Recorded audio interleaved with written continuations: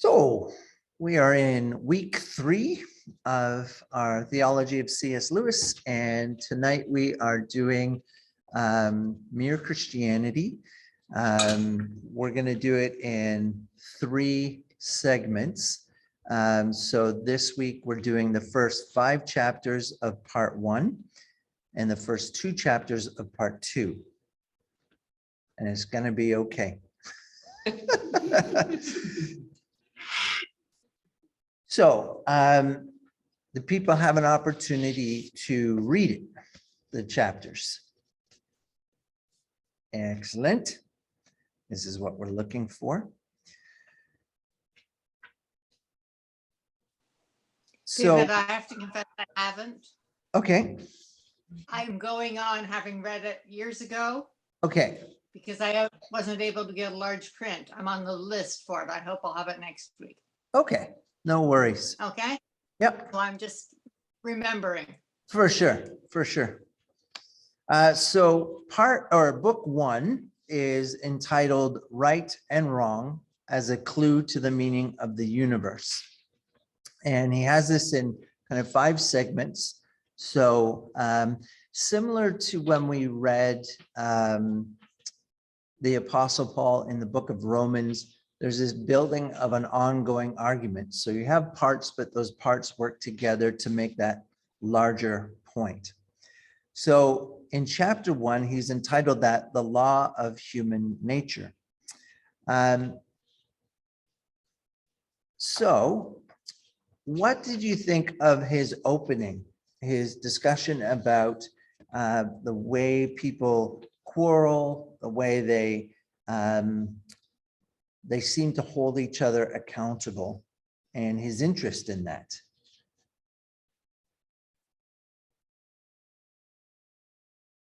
It's all about me. It's all about you. Okay, yes. Yeah. You in a generalized sense. In a generalized sense, yes. Yep.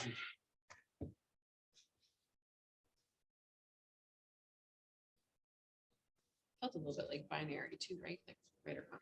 Yes. This or that. Yes, absolutely.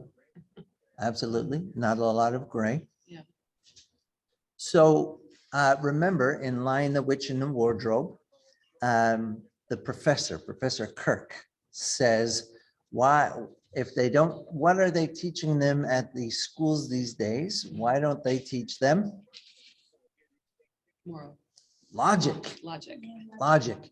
So Lewis is doing what Professor Kirk does in The Lion, the Witch, and the Wardrobe.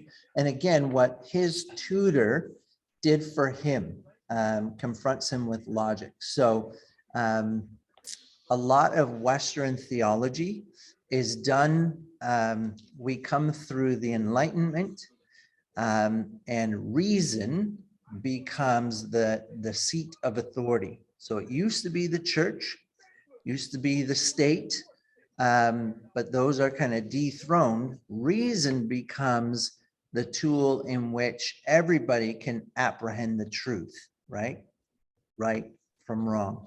So that becomes a really important category, and that is what Lewis is working within. So he notes that what's interesting about these discussions, these examples that he begins his chapter with, is that there's usually nobody says to hell with your standard. Instead, what they do is they start to talk about why that standard should not apply to them in that particular situation. Have you experienced that in your own life and experience? That's not fair. That's not the right way to do it. Is that the kind of life situation you have had? Yes. Definitely. Okay. Curious how people can shape the situation in the story from perspectives, but yes, very much so. Right. So what he wants to derive from this, and again, this starts out as a series of discussions during the war, World War II, on the BBC radio, and then it's moved into this book. So it's very intentionally a presentation of Christianity that's up front. But instead of starting with the classic doctrines or scripture, he starts at this place of human commonality, that all of us experience a sense of being wronged, and a sense that we ought not to be wronged, that there's a right way to behave and people should behave that way. And so that's really what he wants to talk about, what he calls the law of human nature. So he talks about, we have this shared standard of behavior. We have to have this shared standard of behavior because that's the only way that we can make these claims. And the very fact that we don't say, why should I listen to your standard of behavior, but instead make excuses why that standard shouldn't apply to me, indicates that we all do know and in some way agree with this standard of behavior.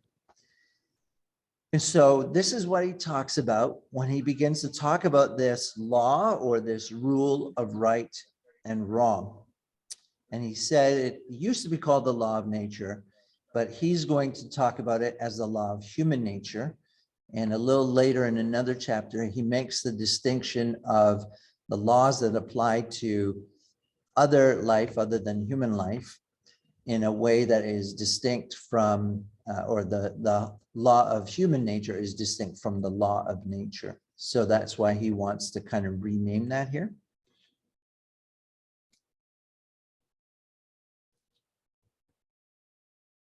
So that's his first claim in this chapter, that there is a law of human nature, and that it is made up of this sense of right and wrong that we all share.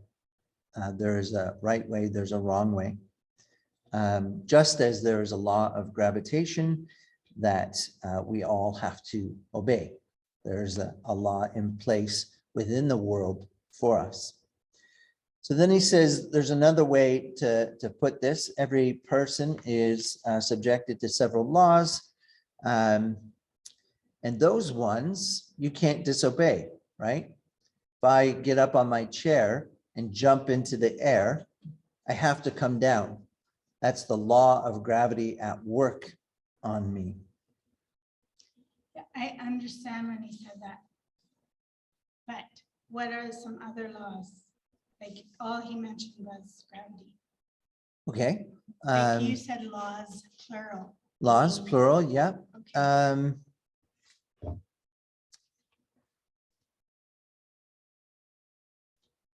I'm not He thinking mentions of, chemistry, oh, hereditary or laws of chemistry, yeah. Yeah, I mean, baking soda and stuff, and you get a lava fountain. yeah, like Law science. of thermodynamics. yeah, so Yeah. it's basically the way the world works, right? Okay. And anything that has consistency is doing so through a law.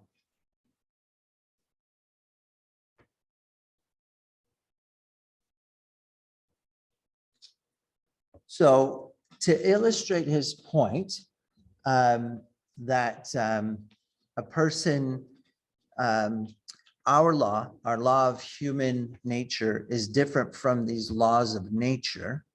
He says that we can actually disobey, and we do, right? So if we know that I shouldn't steal somebody's seat, but I do it anyways, I know that I'm doing it. And again, in his illustration, if that person turns around and I say, you took my seat, they'll give some excuse, right? So they also know it. So they're not disputing the standard. They're just talking about why the standard shouldn't apply to them. And so he says that everybody knows it and doesn't need teaching, which I thought was interesting. It's assumed that everybody knows it. Well, he tries to establish that, right? So, for example, he says, so World War II, He says, if the Nazis didn't know proper behavior, if they didn't know what they were doing was wrong, then,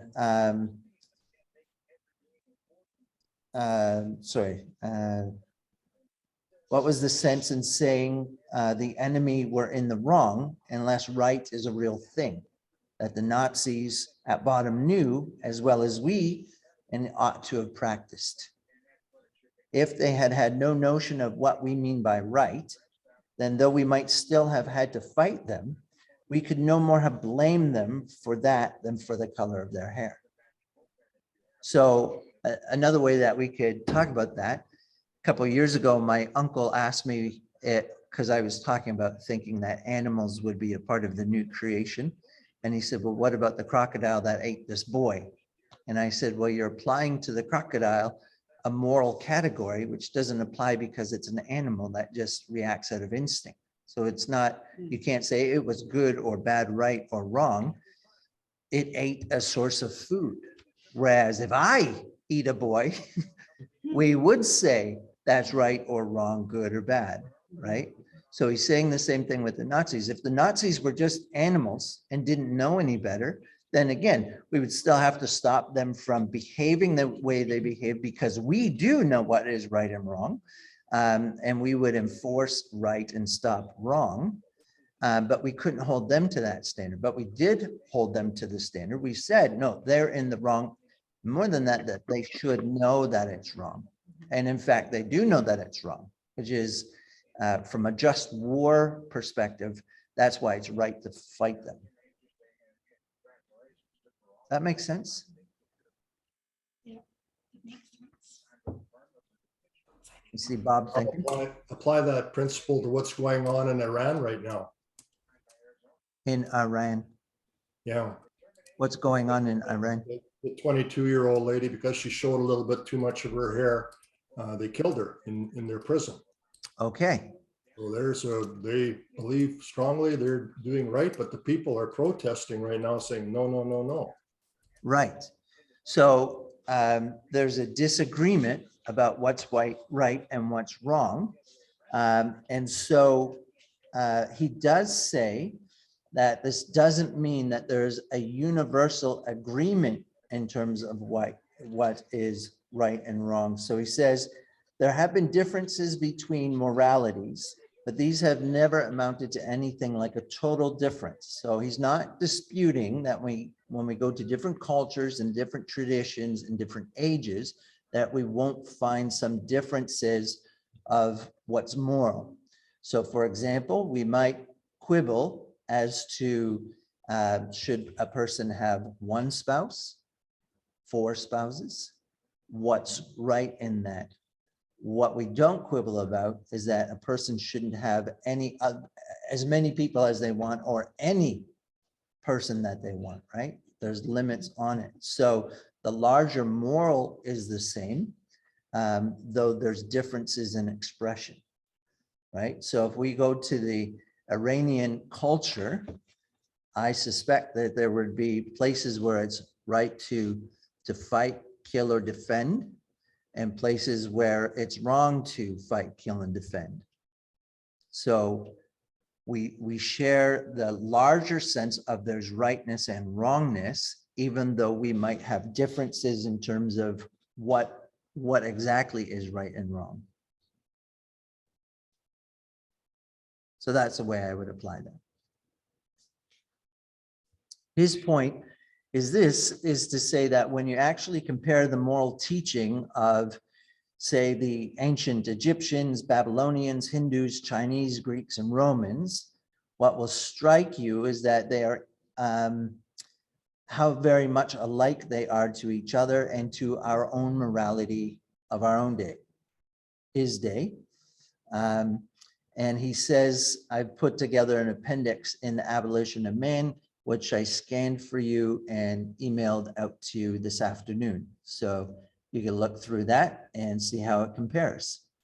But have you ever talked about your faith and somebody says, oh, I think all religions are the same?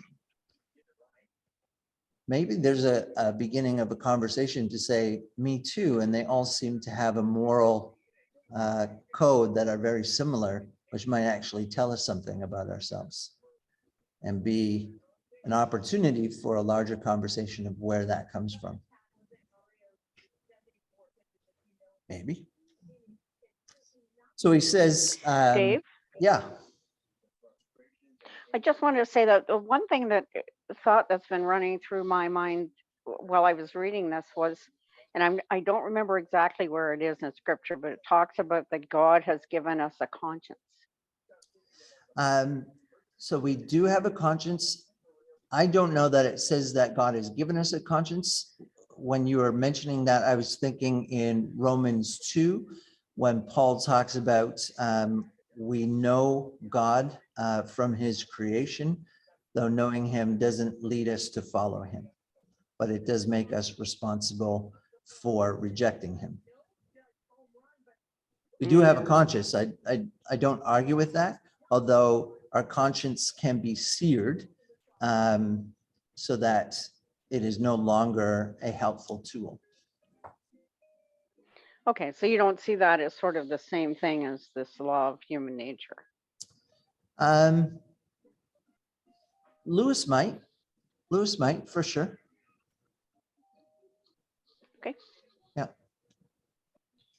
It sort of makes sense to me that if you really broke this down, like really truly disagreed with it, really like how could we live together as society? Right. Like we don't have like serious debates about whether murder is moral or not, or is right or wrong. Like we don't, if you really truly broke that down, like how would we live together? Yeah. Yeah.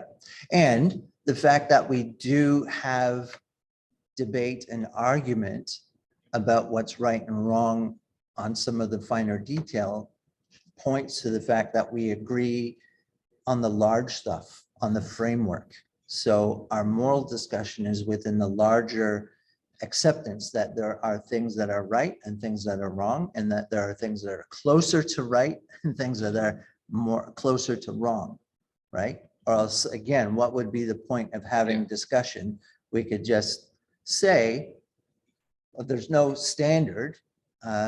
Why can't I just murder somebody? Why can't I just have any woman I want or man I want? Or, you know, like we can, if there's no standard, then there's no point in talking about things like laws and all that kind of stuff. Super infringement in business, there's like the, what do they call it? Like the sovereign free man or whatever, who don't recognize the rule of any contract. Right. If you start talking to them, eventually you're like, well, we can't do business. Like if you can't recognize any contractual agreement between us, there's no way for us to do business together. So why are you asking me to engage in business if you wouldn't recognize any contractual it's illogical, it's impossible. Yeah. Well, it's at the very least illogical. Yeah. So I found the scripture reference, I think. Lovely. So it's Romans chapter 2, verse 14 and 15. Mhm. Indeed, when Gentiles who do not have the law do by nature The things of the law. things required by the law, they are a law for themselves, even though they do not have the law. They show that the requirements of the law are written on their hearts, their consciences also bearing witness, and their thoughts sometimes accusing them, and at other times even defending them. So if we take that verse out of its context, it sounds like Paul is talking about people just somehow knowing the law. I would argue, and I did argue as we explored Romans together, that Paul is talking about a third person. So there's the Gentiles who don't know the law and don't keep the law. There are Jews who know the law and don't keep the law. But now there's these new Gentiles who by nature, they're not Jewish, do not have the law, but do the law. And that's us. As we put our faith in Jesus Christ, that is somehow doing the law, even though it's not, we haven't received it by nature, it is written on our hearts, which is the Jeremiah, Isaiah, New Covenant promise that comes in Jesus. And so Paul isn't talking about a natural theology there. He's pointing to this new situation in which Gentiles who by birth are not recipients of the law of Israel, and yet in their faith in Jesus, they are keeping the law, even though they're not circumcised in their body, they show themselves to be circumcised in their hearts, and they bear the name Jew because they are in the secret Jew, as opposed to in the open Jew with circumcised body parts. So that doesn't mean that we don't still have a conscience. It just, I want to be careful that we don't just take it out of its context and say, this is somehow talking to, some sort of a natural theology. I personally don't think that's what Paul's talking about. But Lewis might have thought that's what Paul was talking about. And if he did, I would just disagree with Lewis at that point. But I do think, notwithstanding, that Lewis is right, that we do have sense of right and wrong, that we do have this shared sense of a standard. And that's the only way, as we've said here, that we can have any sort of reasonable discussion about what might be right and what might be wrong and hold each other to the standard. So we talked about, so he makes the claim, he illustrates the claim that there's a standard of behavior, that we all share it. Everybody knows it. We don't need to be taught it, right? Like little kids. So we do teach kids things. Let me see if I can find where he talks about that.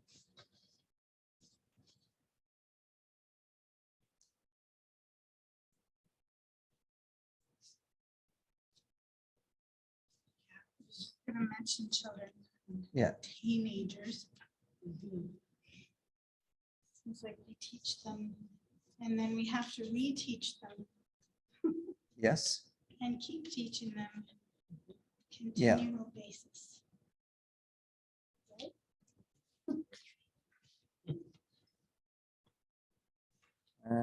Well, anyways, I can't find that.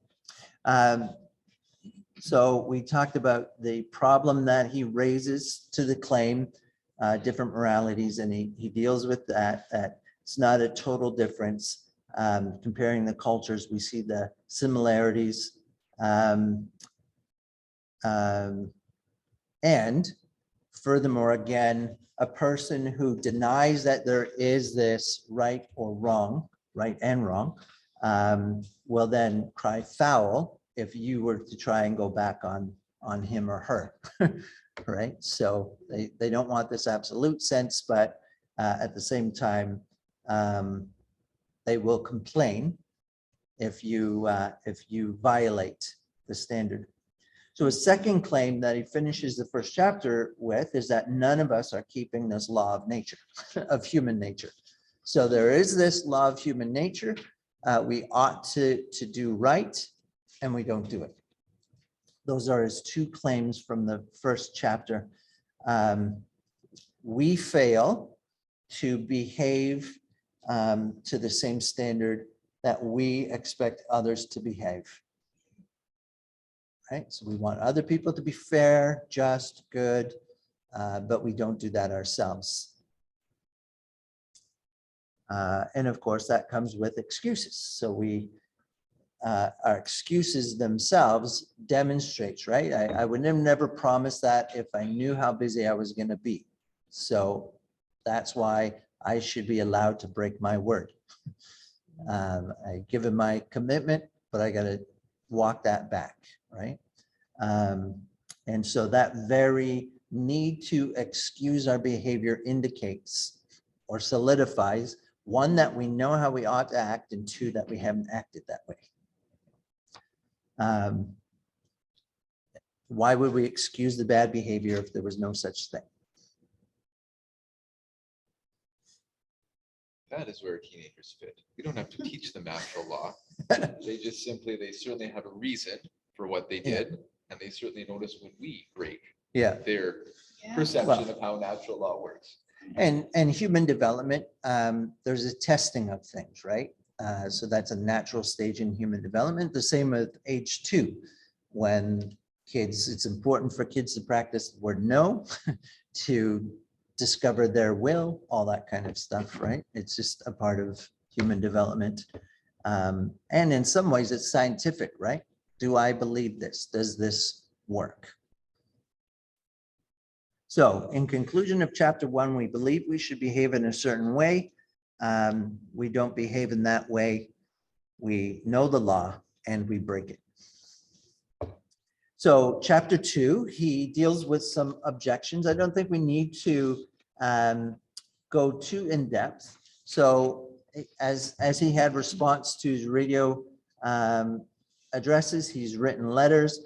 One says, isn't this herd instinct? And he says, well, it can't be herd instinct, right? We come up to a situation where somebody has help or needs help, and we desire to help, we ought to help, and we have that sense of ought to help. No matter what, we know that we ought to help in this situation, no matter how we might feel, right? Because there's also the instinct of self-preservation. When there's danger, we want to stay away from the danger. So we have these two instincts at play, the instinct to help and the instinct to stay away, to remain safe. And then we have this third thing that happens that judges between those two instincts and says we ought to follow the instinct to help and we ought to suppress the instinct to run away, to do self-preservation, right? Now, whether we run away or we help doesn't really matter. It's that moment of judgment in that situation, that moment of what I ought to do. It would be better for me to go and help than to run away, which is why when we don't do what we ought to do, we feel a sense of shame and guilt and maybe even make excuses, right? Or point out, it was dangerous. Are you crazy? I could have been killed. Because we have to defend the fact that we didn't do what we have a very clear sense of we ought to have done. So we have two instincts, but then we have this third thing, and that third thing can't itself be an instinct, says Lewis, because it is judging between the two instincts. So it's something that's higher and above those two instincts, can see them both, and it can weigh each of them and say one is better than the other. And so he uses, again, an illustration. He says it's like the sheet music cannot be then keys on the piano. Sheet music itself can't be notes. The sheet music, which is the moral law, tells us which notes to play. So the instincts are the notes or the keys on the piano. So the moral law tells us which keys ought to be depressed to play the tune, right? So the moral law itself can't be one of the keys. Does that make sense? What? Say that again? So he says the moral law Yeah. is the sheet music.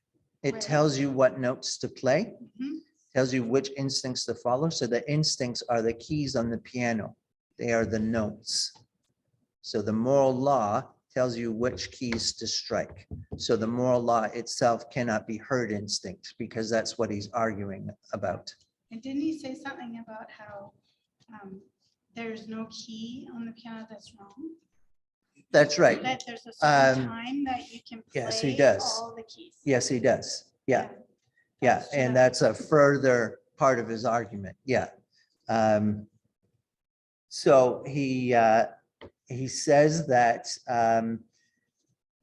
in a second illustration, or he builds on that same illustration between these two herd instincts or these two human instincts, that one is weaker, that the instinct to help is weaker than the instinct to self-preservation. And so if it was just instinct, you think that thing judging would say, do the stronger one and leave the weaker one, right? I mean, survival of the fittest, evolutionary theory would seem to say that. And yet the opposite happens. And that thing that is judging between the two tell us to make the weaker one stronger. and to do it instead. And so again, we come to the sense of there is a right impulse here. There's a standard.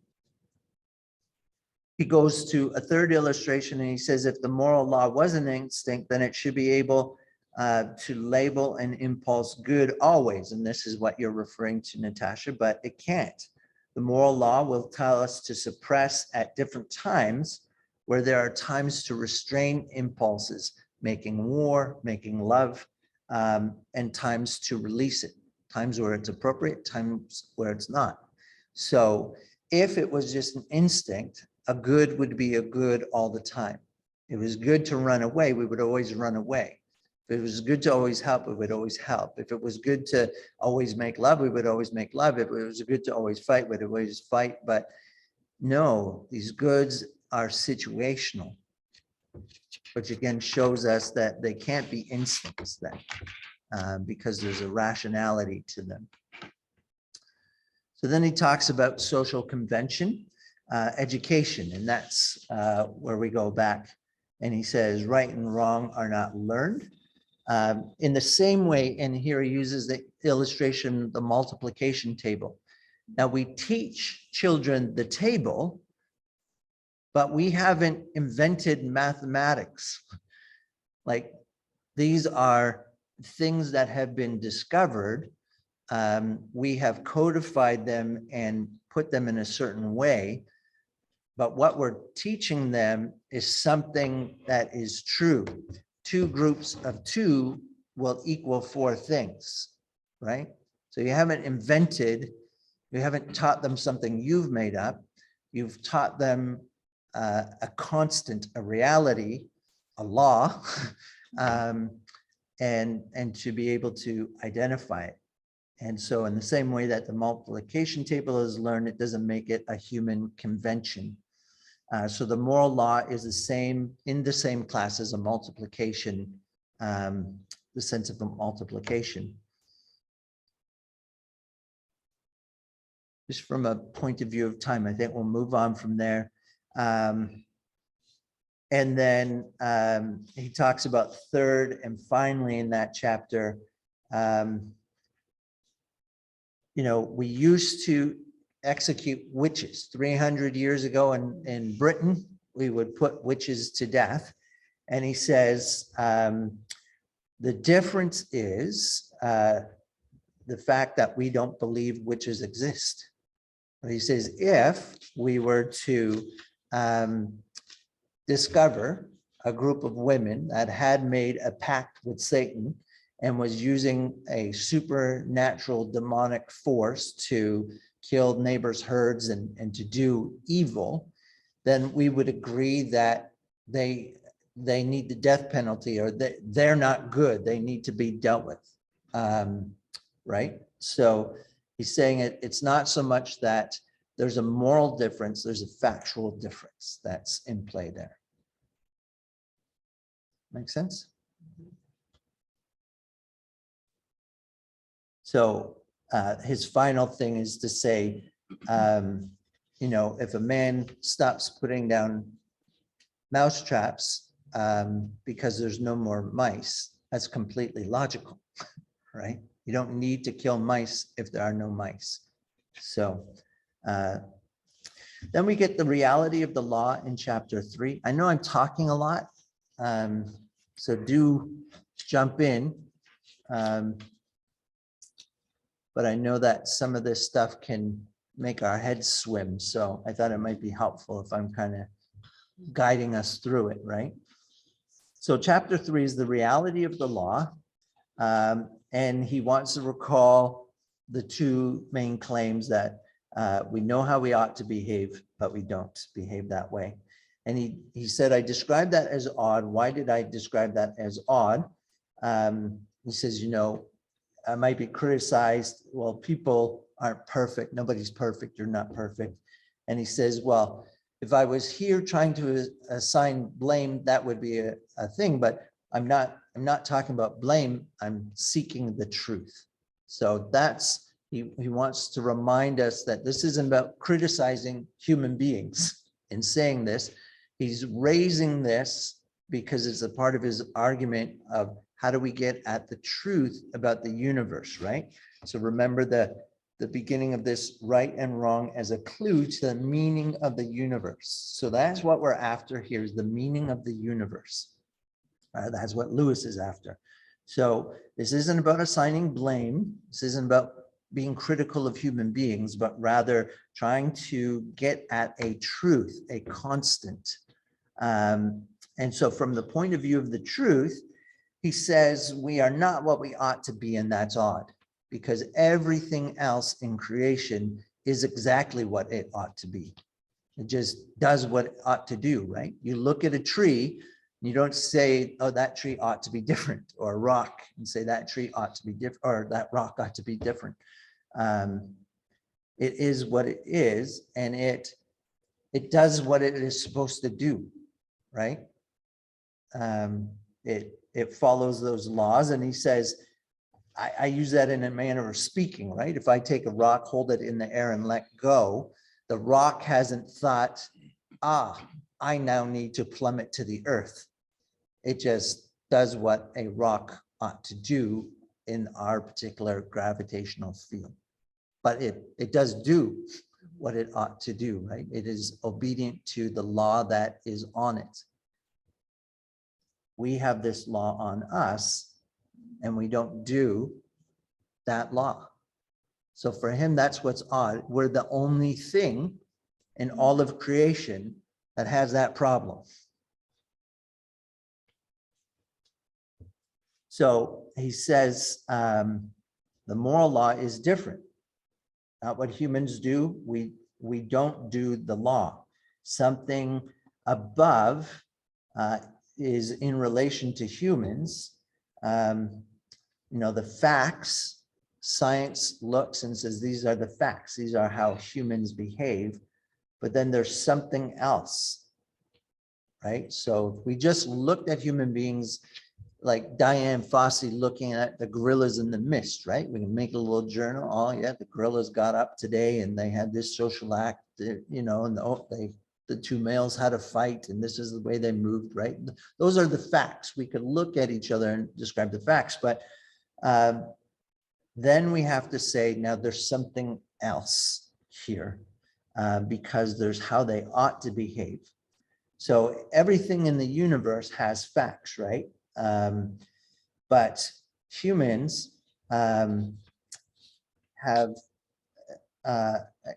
humans are the thing that has more than just facts about behavior. There's this ought to in there. So that's what he's drawing attention to.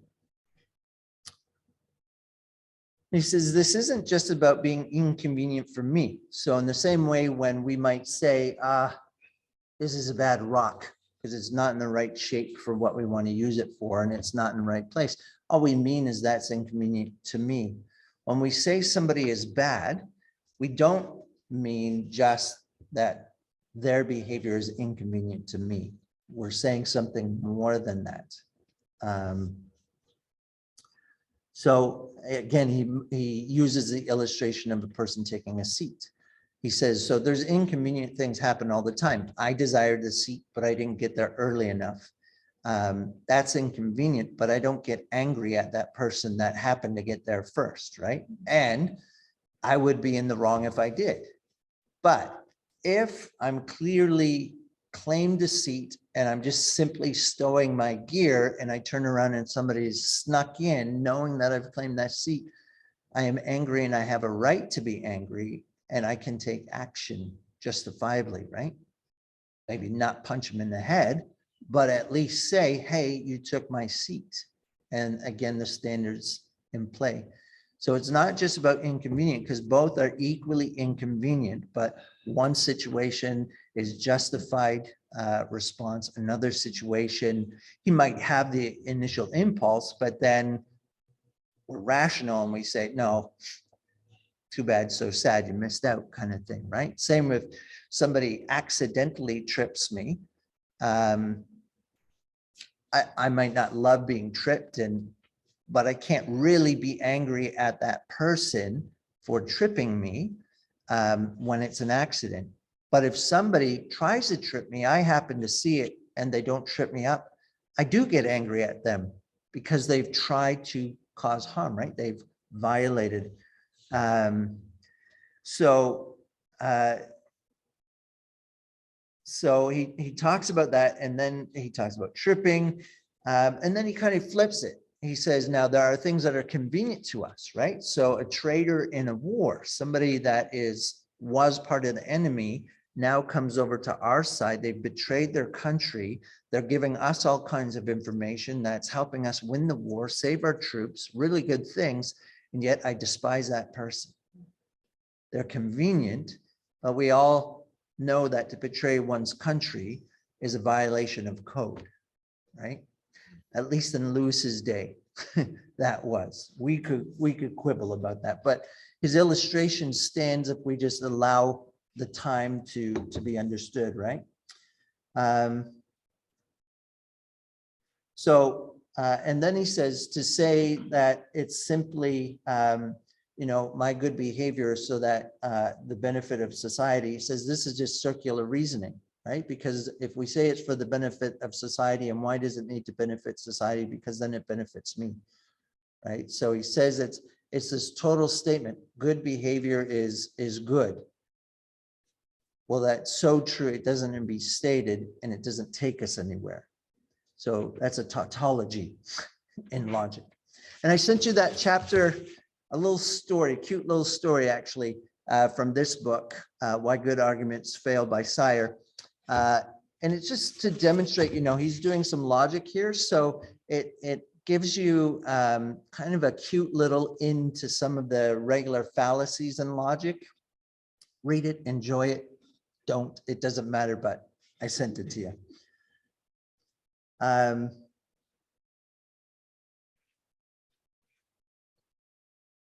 so he concludes that chapter by saying, no, what we have is that people ought to be unselfish, right? And he concludes there himself. And he says, as a result of this, the moral law is a real thing, and it is pressing on us, and it's not made by us. So this is something from outside of us that is applied to us. Which takes us to chapter 4 and what lies behind the law. So again, he talks about the laws of nature. Simply, nature behaves in certain ways, but the moral laws above and beyond human behavior, it's real, it's not invented, and we ought to obey it. So he's kind of made the case. That's how he summarizes at the top of this chapter.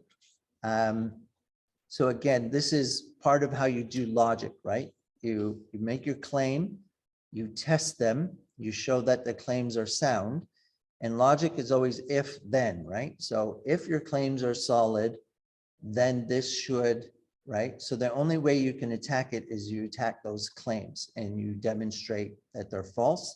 And that's why he's taken so much time to say, you might say this, you might say that, somebody might argue this, and he's argued those back. So he has cleared the ground of those claims to say, we ought to behave in a certain way, we know it, and we don't, right? So he's established those two claims and he's tried to make them clear. So he summarizes again. So he says, okay, so if I've won the case, if I've made my argument there, if we can agree on this logically that this is true, then what does this tell us about the universe, right? Because this whole thing is about meaning of the universe, not about laying blame or even so much about right and wrong per se.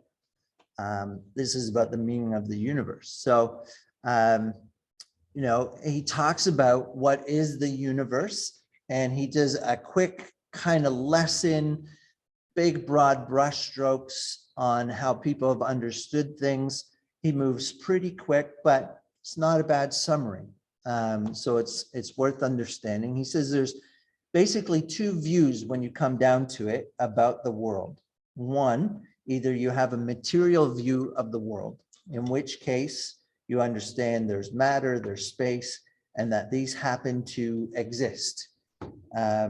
No one knows why they exist. But somehow in the materialist view, matter happened to create creatures like us, thinking creatures like us. And through, a random series of chances, life occurred, right? So that is your modern atheists, evolutionists will argue that somehow out of nothing, a big bang occurred, the expanding universe, gases and things came together in such a way that things began to form, single cell organisms, right? Life began to produce. And if you listen to them, there's, trillions of chance that this could have happened, one little shift in where the sun is placed or something, and there's no life, they don't use the word, but it's a real miracle that we're here at all. And that we're like we are, right? Thinking beings. So that's the materialist view. And then there's the religious view, is on the other side. It says, actually, there's a mind that is conscious. It has a purpose. It has a preference. It made the universe in order, at least in part, to produce creatures that also have minds like that great mind itself, right? So he says, basically, these are the two primary views.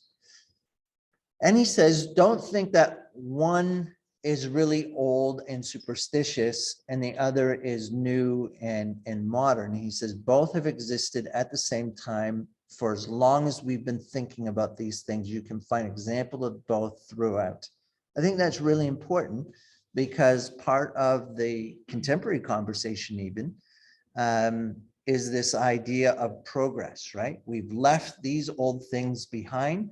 We're the scientific mind and we've taken this on and we can come to the, is not new. And so, and then he says, and we really need to be careful with the claims of science.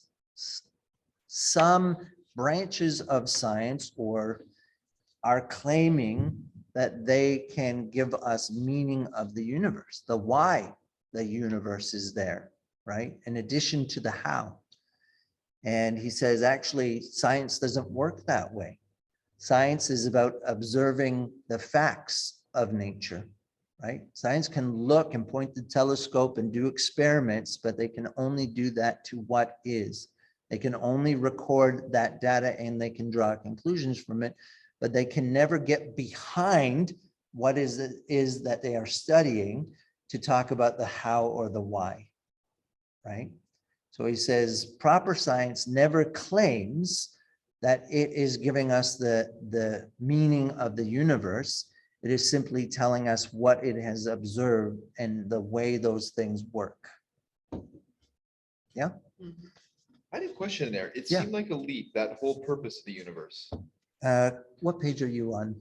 It's on 18 in our copy. Okay, that's not That gonna may help not me. be very helpful. Tell me what the beginning of that paragraph. On this view, it made the universe, talking about a creator, partly for purposes we do not know, fair, but partly at any rate in order to produce creatures like itself. I mean, like itself to the extent of having minds. Okay, Page 30. what copy do you have? Who has this copy? We all have different copies. Oh, you, have you got that place? It's the It's- second. Third paragraph, second paragraph One, of the book, chapter 4. Now the position would be quite hopeless, but for this, is that how it starts? Nope. I Uh, now want to consider what this tells us about the universe we live in. okay. Oh, yeah, second Ways down. paragraph, But second it's paragraph. a little ways down. But though. then, yeah, Okay. Quite a ways down, Okay, like 30th line, maybe. okay. So according to it, what is behind the universe is more like a mind. Yes. That is to say, it's conscious. So where do you see the jump? The purpose, ascribing purposes. And in this view, Okay. it made the universe partly for purposes we do not know. Okay, that's fair because we don't know. Okay, But then I'm not quite sure how he made that connector, made the jump to partly at any rate, the purpose of the universe is in order to produce creatures like itself. okay. I think the assumption is if there is a purposeful mind, then the fact that there are creatures with minds is a result of that creator desiring those creatures to be there. So that's the kind of the unspoken assumption to the connecting those two. I think so, yeah, entities. yeah.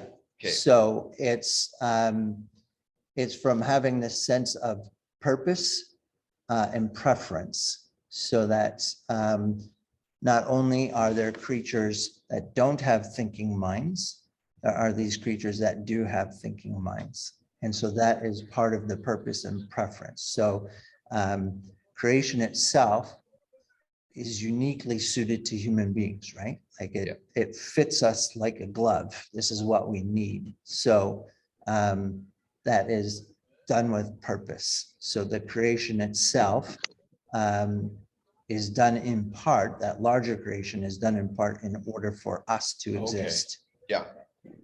It sustains our life. Yeah, and I think Lewis is clear too that this is the other view, which is a religious view. That's right, yeah. So the religious view is that we were created in God's image.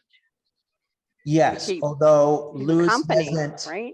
Lewis hasn't, he's just using logic. He's not going to the Bible there. So that No, may be I get that, underlying but some of the assumption, yeah. yeah, Yeah. it fits with that. Like, so if you look at it from that perspective, that's not a leap Right, to my mind. yeah, Yes, from Yeah. the biblical. yeah, yeah. So that Yeah. could, you're right, that could be filling in some of that blank. Yeah.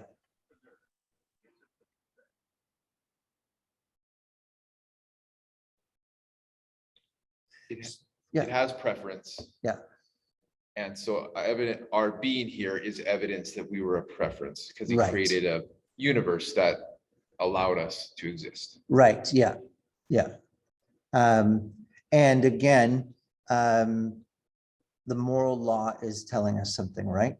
The fact Right. that we have a sense of right and wrong would mean that the something that has established the moral law has preferences, right? If that sense of right and wrong is from the thing that created us, so he unpacks that a little later in his argument, Okay. then that moral law reflects the one that established the moral law.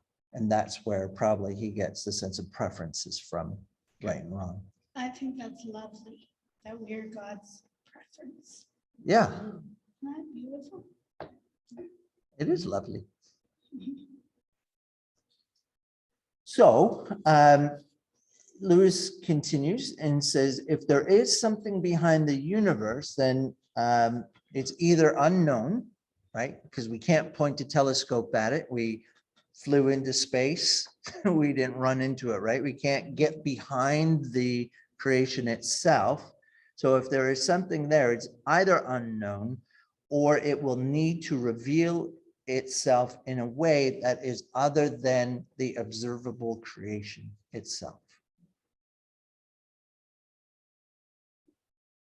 So he says, therefore, the only thing in the universe that we can do more than observe, right? We can look at animals, rocks, trees, the sky, the stars, the way the planets move. We can, micro, macro, we can look at it all, but that won't tell us anything about the meaning of the universe, right? The only thing that we can do more than observe, we can really get into is ourselves. We can turn inward because we have insight. That's the only place where we can get behind the creation itself, behind the facts of the creation and its behavior itself. So he says, and that's where we have the inside information, which is why we know about the moral law, right? Because we can be introspective. We can reflect on ourselves, right? We're self-aware.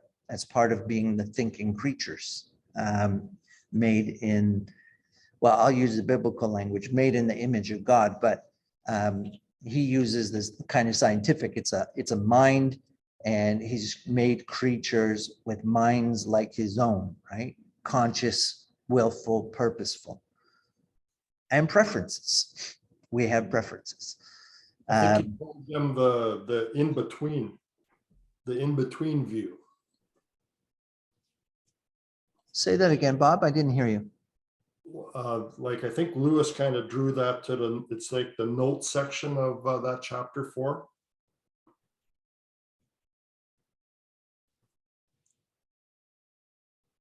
People who Oh, the hold, note at the end of the chapter, yeah.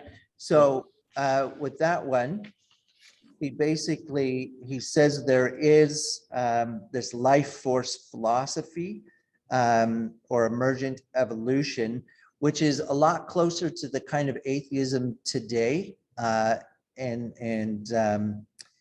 So he really concludes that if they mean by life force a mind, then they're really talking about the religious view. And if they don't, then they're really talking about the materialist view. So he doesn't affirm a third view. He just says people have espoused one, but it still, when you reduce it down to what you're actually saying, you're picking an either or, a materialist view or a religious view. So for him, there's really no middle hybrid way.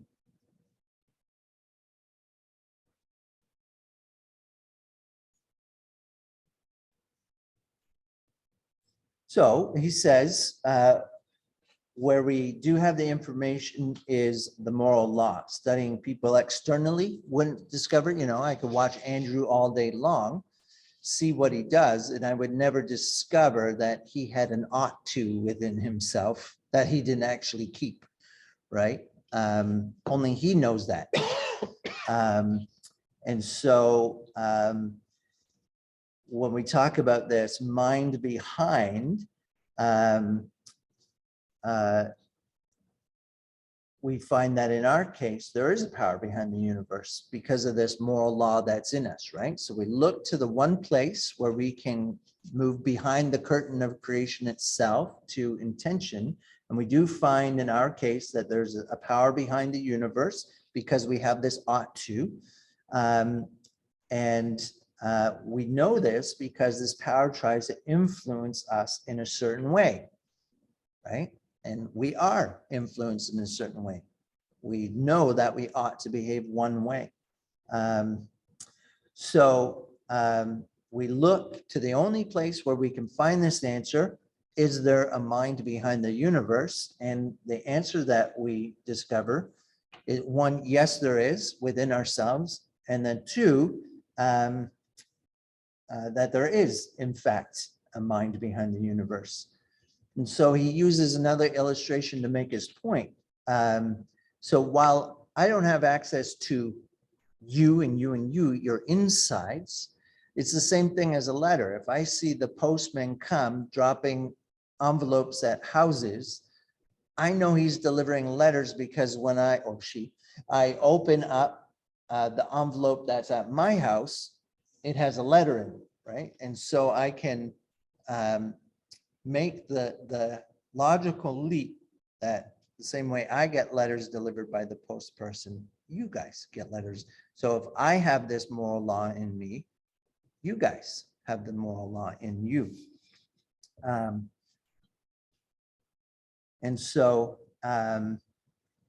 He says, because I know that I'm under a law, that there's a power or a director or a guide, a something there, a law urging me to do right and makes me responsible when I do wrong.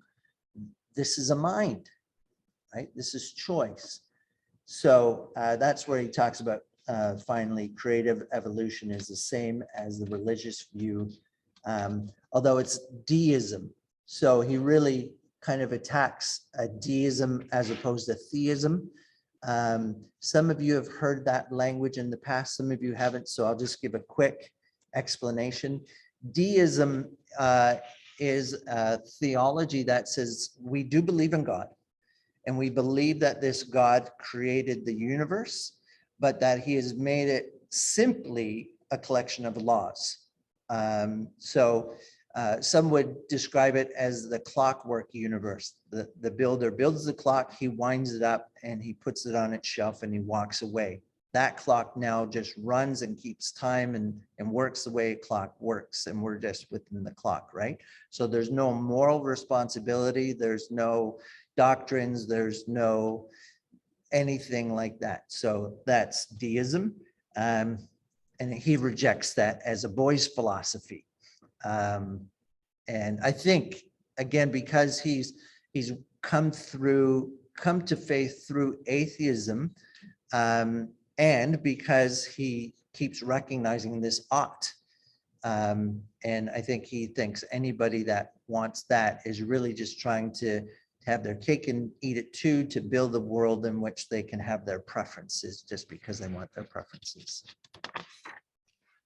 This takes us to chapter 5, but I think our time is up. So let me just have a quick look here. So in chapter 5, he just says, we have cause to be uneasy. He recognizes some people are going to squawk at this point. You've smuggled in Christianity, right? Like you put me in a box kind of thing.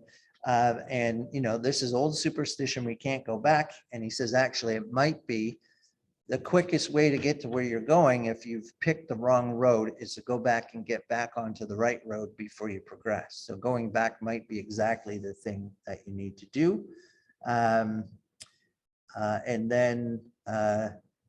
So then he says, we haven't described full-blown Christianity here. We've only talked about this something, the moral law as a clue to the universe. Conduct is important. And that the moral law is not a soft Christianity. The moral law itself is hard, and what we know from it is that this mind is an absolute good, right? If there's a standard, there's no point asking this moral law, which is hard as nails, for forgiveness, because it is absolute good and demands absolute good. Think of the stone table and the witch's claims in Lion, the Witch, and the Wardrobe, right? About Edmund. And so he says, to start talking about forgiveness, you're going too fast. Hold on. You got to hear the bad news before you get the good news, kind of thing.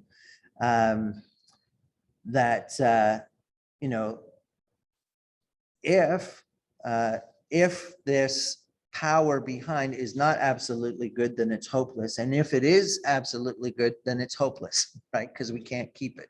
We're in trouble. And so he says, so once we've established all of that, then we can talk about Christianity, because that is the framework, the universe that makes Christianity sensible. If Christianity is about repentance and forgiveness, there's no point talking about that until you've established a universe in which repentance and forgiveness is necessary, which he says we have if we understand this moral law and the absolute goodness behind it. So that's book 1. He just makes his case. He says we can learn something about this moral law. It points us to the one behind the moral law, and it sets up the need to hear what the Christian gospel has to say, because if these are irrefutable facts now, if he's made his case logically, then we are in this situation, and our only hope is to hear this good news. That somehow there's this absolute goodness, but there's also this forgiving power about it. And that's where he's going to get into Christianity a little more in book 2 and further. Make sense? I'll stop the recording and then we can pray.